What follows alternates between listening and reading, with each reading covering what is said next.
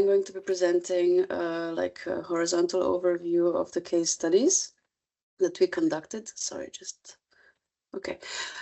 So as most of you will be aware, back in 2017, the European Commission introduced the so-called new delivery model, which brought CAP strategic planning into national policy making for the CAP, which required a stronger evidence base, more monitoring and stakeholder engagement, building on the previous model of the rural development plans. But we already knew back then that many administrations actually lack practical analytical tools, which is why the Tools4CAP project was founded in order to support this strategic planning. As Berenice already said, one of the first things that we did was to build an inventory of the methods and tools that were already used in the previous cycle, so the current cycle of the CAP strategic planning. And then based on this inventory was selected tools to be applied in case studies. We expanded the initially planned case studies from 10 to 12. With the objective of testing tools in a real policy context to assess their usefulness in a different country.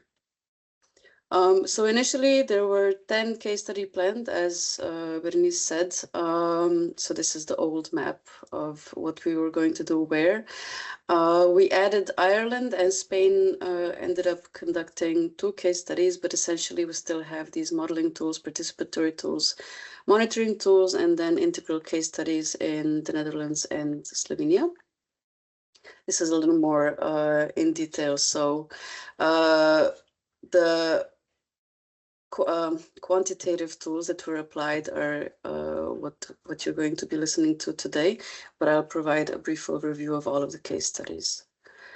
So in order to simulate these case studies to feed into what we thought would be the next cycle of CAP strategic planning, we built around these so-called policy tasks and looked at which tools can try to inform these different policy tasks as they were envisaged under the previous regulatory framework. Now this is going to change a little bit, but the essential logic stays the same.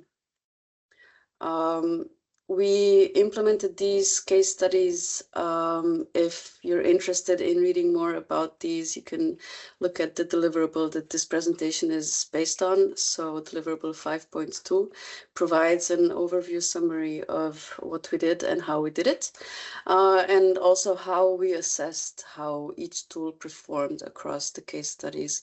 We used the initially formulated tune-up evaluation framework, which has these evaluation questions and criteria, so we could provide like a homogeneous description of the case studies.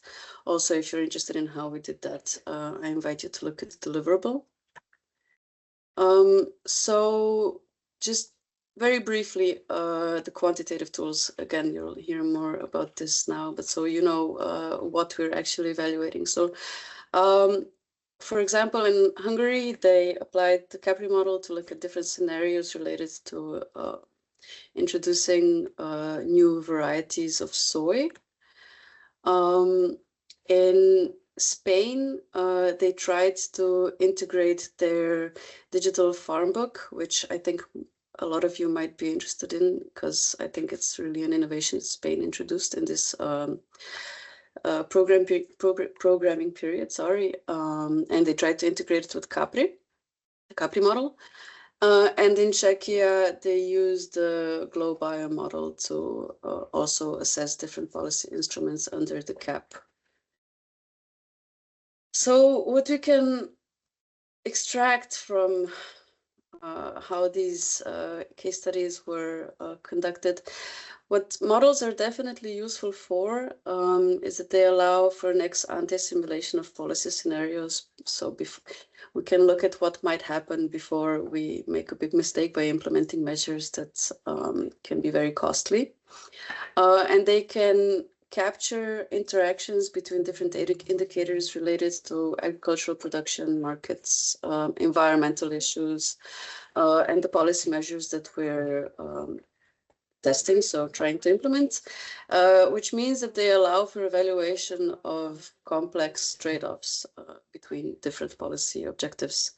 They also have a high level of scientific credibility because they rely on an extensive data infrastructure, researcher networks, well-developed modeling frameworks, making them relatively robust analytical tools. And again, you'll hear about this later more from professional modelers. And they have very high policy relevance. I think also policymakers, when they're available, like models. On the other hand, they do require large detailed data sets. So this requires a lot of effort, data collection, cleaning, and so on, to even be able to start working with the model. But it also requires continuous data improvement. So even once you build a model and have a model, you need to continue updating it, which can be very costly and requires a lot of work and expertise. A lot of these models have a relatively limited coverage of emerging policy issues. So initially they were built usually around economic issues, and then they slowly expanded to also have biodiversity issues. But for example, when it comes to animal welfare and especially social indicators, they tend to come a little bit short. So this is something that needs to be looked at more in the future. They obviously require a high level of expertise. This requires specialized research teams, networking, knowledge, constant investment. And also they tend to be limited in the responsiveness to sometimes very fast policy decision-making needs. Especially if there's changes in the external environment, if there's shocks, for example, I don't know, Ukraine war or a high gasoline prices happening, for example, what's happening right now.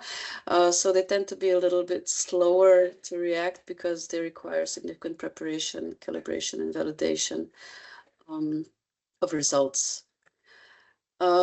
So another group of quantitative tools that we tested within the project, and it was tested by France, was experimental economics approaches.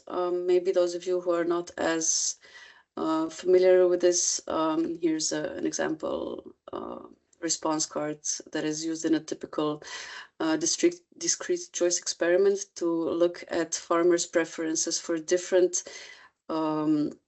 aspects of policy measures. For example, the level of requirement that is needed of the farmer, how the payment is done, how high the payment is, and so on.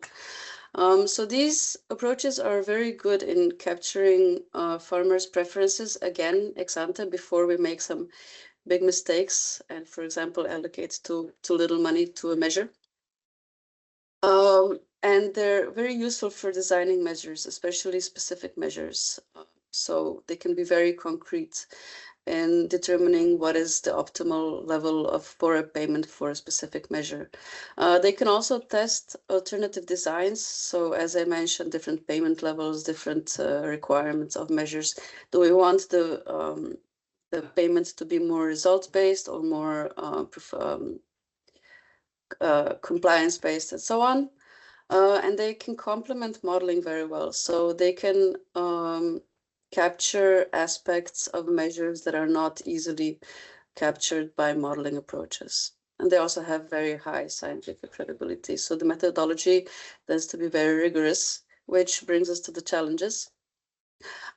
These approaches tend to be quite resource, time, and knowledge intensive. So in order to design a proper economic experiment, there's an extensive stage of acquiring information through various focus groups and interviews and so on, so that we can even begin to design a survey, which then needs to be applied to a relatively big sample, and then obviously it needs to be also analyzed in order to get proper results. And all of these stages tend to be relatively complex. So it's methodologically complex. It requires a lot of rigor, and perhaps even more so than modeling approaches, has trouble accommodating policy timelines. So if we want to apply an economic experiment, a lot of foresight is needed on the part of policymakers so they know exactly what they want to achieve with a certain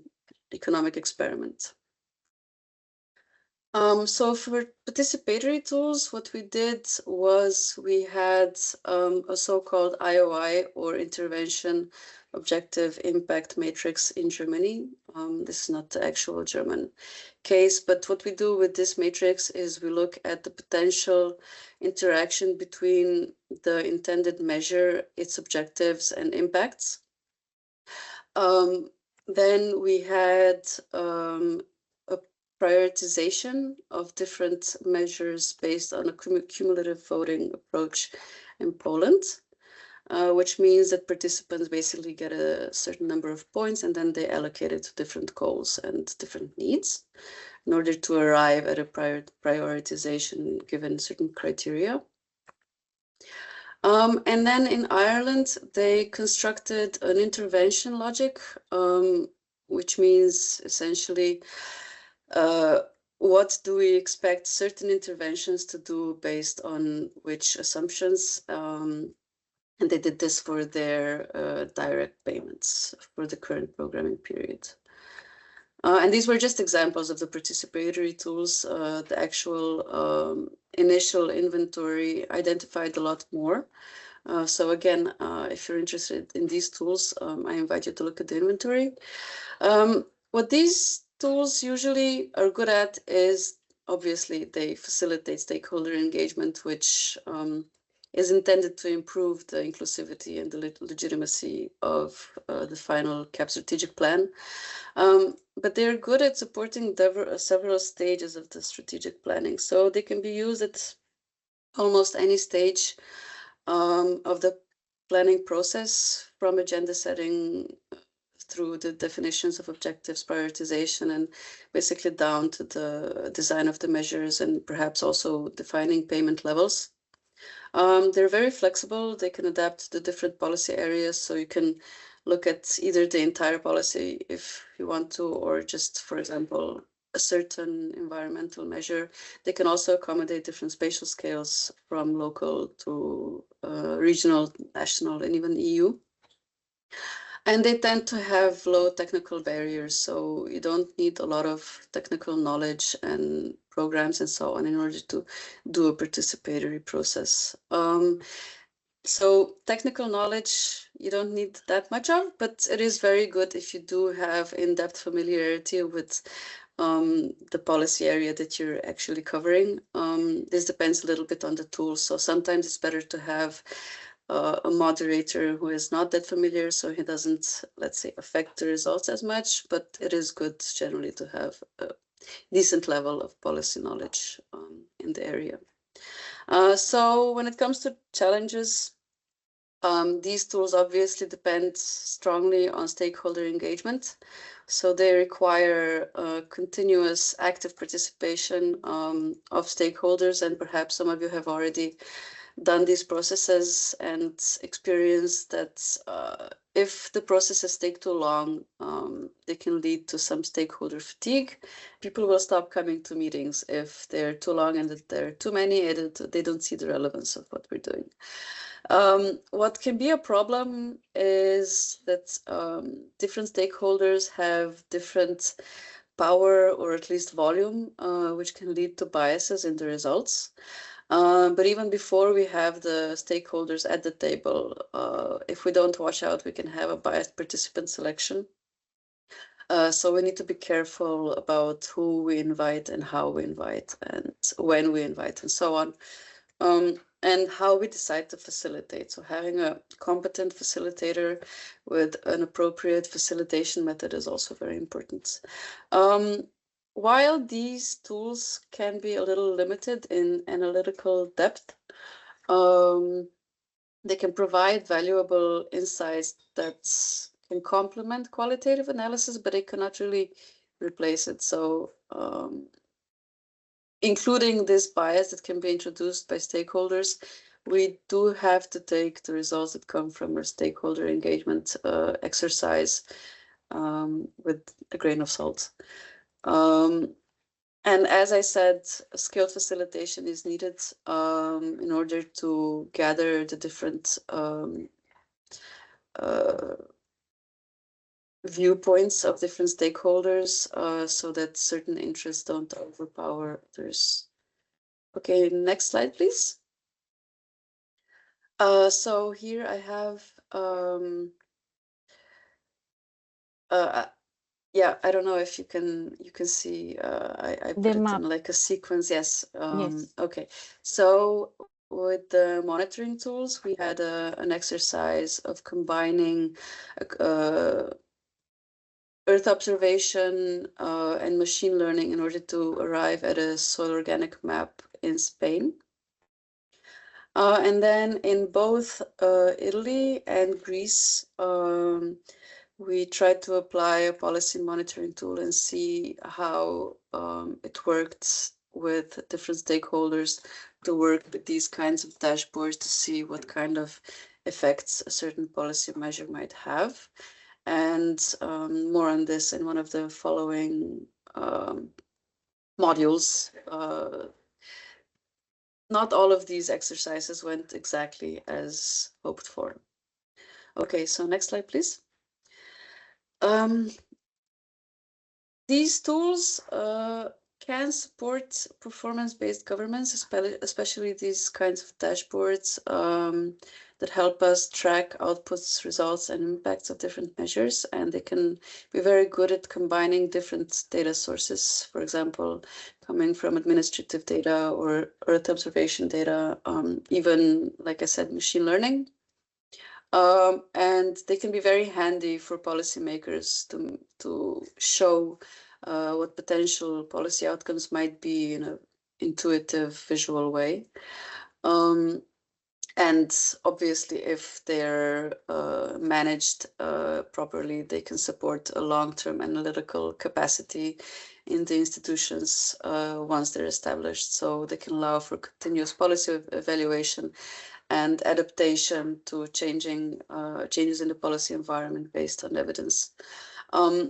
However, again, they're usually tied to different institutional legal barriers. So ministries or paying agencies may not be that excited about adopting new systems because it requires a lot of investment. Also, a lot of these data are tied to different privacy issues, and sometimes they can be dispersed around different institutions. So, for example, you will have a ministry that holds a certain data set, and then a paying agency that has a different one, and then the environmental ministry, and they all collect these data based on their own legal basis, and it leads to issues with data ownership and data sharing. They can also require a high level of investment into initial IT equipment and data infrastructure. There can be issues with harmonizing indicators, interoperability of data, and this requires specialized expertise in all of these areas. So from the definition of indicators to measurements to gathering to cleaning data and having it interoperable. And if these data are not stored and managed by institutional actors such as ministries or paying agencies, sometimes this is outsourced, it can introduce a dependence on specialized actors. Can you still hear me? Sorry. Yes, we can hear you. Okay. Okay. Next slide, please. So finally, we have the integrated data tools, data case studies, sorry. In the Netherlands, they combined a version of their IOI matrix for eco-scheme design and evaluation with modeling and policy monitoring. all in order to improve the design and monitoring of the eco-schemes. And in Slovenia, we tried to support the current, so the new policy cycle for the next period, to build a vision of Slovenian food system, what the main issues are, supported with indicators, building on the common monitoring and evaluation framework, and then quantify these indicators based on available data, look at trends and alternative, so desired scenarios. So obviously these integrated case studies were tailor-made. We basically both groups did what we found was relevant and appropriate in each member state, working in close cooperation with our national ministries. And what these kind of integrated toolboxes allow for is a high level of flexibility and relevance to the current policy situation. And they can be very comprehensive and support these more complex policy challenges. But obviously there's a high entry barrier in terms of knowing what is locally needed, integrating it with the ministry's needs, preparing, which can be quite time-consuming, financially costly, and requires a lot of expertise. So the more complex the policy question, the more diverse the expertise that is needed. For example, in our case, we had not only agricultural specialists, but also environmental, so people from the social sciences and so on, which means that there's a need for a strong collaboration, both between the ministries and research institutions, but also a more interdisciplinary focus. And obviously, there needs to be sustained institutional demand, because these kind of processes are too costly to do just for their own sake. So from all of these case studies, we can conclude that obviously no single tool can cover the entire policy cycle. Different tools can be used in different policy stages. And if we're able to integrate these different tools into a coherent toolbox, this can have a high strategic value, but it requires policy demand. Participatory tools are usually simpler to implement. They can be faster, more flexible, but they have a limited level of insights. And when it comes to these more innovative approaches, for example, Earth observation and machine learning approaches, they can have a very high potential for good and accurate data, but they do face major barriers in terms of data access and high level of expertise needed. So when these elements such as analytical capacity, data infrastructure, and the collaboration between science and policy are institutionalized, we can hope for the best results in terms of supporting CAP strategic planning. So the problem isn't so much in technical feasibility, but the barriers to uptake. So institutional capacity, data availability, interoperability, limited technical expertise within the ministries. I saw that this is a concern of most of those attending this workshop. So this is definitely an issue. There is always this time pressure during CAP strategic plan preparation. So almost regardless of how early we start, we're always in a bit of a hurry. So there is this need for foresight of what will be needed. And then obviously there needs to be a demand for analytical tools. Researchers like to develop tools, hoping that there will be uptake, but there actually has to be demand. It has to be the other way around. So the institutional actors need to see a need for support from analytical tools. So if we try to come up with some sort of recommendation for the EU, there is probably a need to encourage more formalized impact assessment. There is definitely a need for supporting training and knowledge exchange between different groups and networking. So, nobody is inventing the wheel anew. We need to invest in long-term monitoring infrastructure, again, interoperability, digital systems, and promote integrated analytical approaches. At the national level, there is certainly a need to build analytical capacity within the administrations. And then when this analytical capacity is perhaps lacking within the administration, strengthen the collaboration with external research. It's a very good idea to try to institutionalize the use of these policy tools rather than try to rely on these ad hoc studies, because with this kind of approach, we're usually too late when we're trying to support the policy process, so it needs to be concurrent. Usually these kind of policy institutionalizations require significant investments in national data systems and governance frameworks, and something that is also getting better because it's also being demanded from the EU, but still can use some work, is to expand the stakeholder participation, not only in terms of quantity, but also in terms of quality. So not just to accommodate the EU needs and have like a tick box exercise and, okay, I had 6 stakeholders and now I can make a report, but really try to get those stakeholders to the table that don't always have a voice. So to conclude, yes, obviously tools can significantly improve CAP strategic planning, but their impact depends on the institutional capacity, on the available data, on demand from administrations, and collaboration between policymakers and researchers. So maybe as a segue for the next policy period, we all know probably that there is significant change coming with the inclusion of CAP strategic planning into the national regional partnership plans as proposed by the Commission. But I think that this doesn't mean that we don't need CAP strategic planning anymore or tools to support it. I think actually that this reinforces the need to have proper tools. So that's all for me. Thank you very much.